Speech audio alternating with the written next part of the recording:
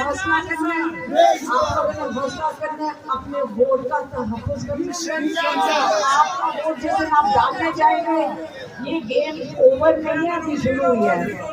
आपने जिस दिन वोट डालेंगे उसके बाद बाहर निकले, आप चादरें बिछाएं, चाय बांटें, पिकनिक करेंगे। आपने अपना वोट पोलिंग स्टेशन पे छोड़ कर घर नहीं जाना। बाहर बैठ जाएं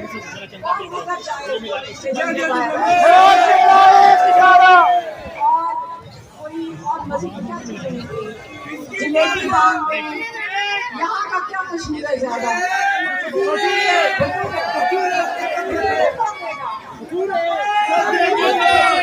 जमशेद मियां